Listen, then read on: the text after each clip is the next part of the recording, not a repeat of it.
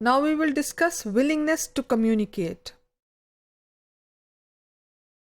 A factor related to attribution and self-efficacy, one that has seen a surge of recent interest in the research literature, is the extent to which learners display a willingness to communicate as they tackle a second language.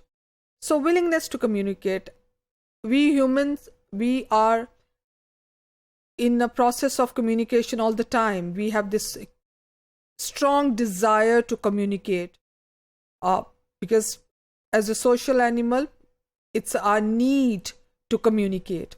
Now this particular aspect, which is willingness to communicate, has more to do with the learners in second language context. Now the idea behind this is that the second language learner, with regard to willingness to communication or willingness to communicate, actually looks for the opportunity, looks for the situation in which he or she wants to, or she desires to communicate. And that actually shows that the second language learner not only looks for the situation, but also once provided with the opportunity, they do communicate. So how and what are the factors that actually affect this process?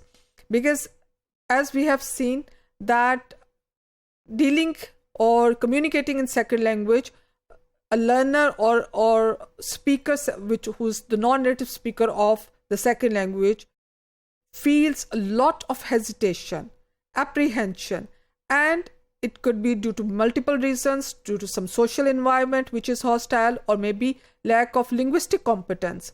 So it is very important that if the second language learner expresses willingness to communicate, then he or she should be provided with that opportunity and a conducive environment in which he or she can have a comprehensible input and also an opportunity to express freely or more effectively and have a meaningful interaction with the participants in that particular situation. So let's discuss willingness on the part of the learners to communicate in the second language. The pyramid model of willingness to communicate has been proposed by McIntyre, and it has 6 layers. Now we will start from layer 6 in terms of understanding and moving to layer 1, where the actual communication takes place by second language learner.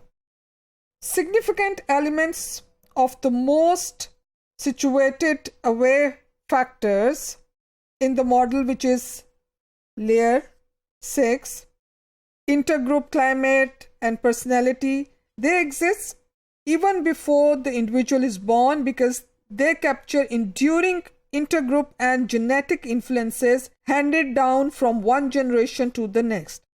The individual has little influence over these factors, and generally he or she plays somewhat indirect role in language behavior. The next layer, which is layer 5 of pyramid, captures the individual's typical affective and cognitive context.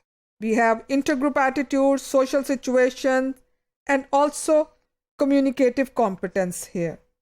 Then we have layer 4. It contains highly specific motives and self-related cognition, interpersonal motivation, intergroup, and self-confidence. So we have the motivational propensities available at layer 4. This layer shows that roles and motives combine with second language self-confidence that represents perceptions of communicative competence coupled with a lack of anxiety at this level.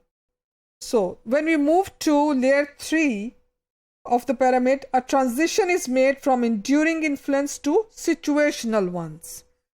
Desire to communicate with specific purpose or state communicative self-confidence.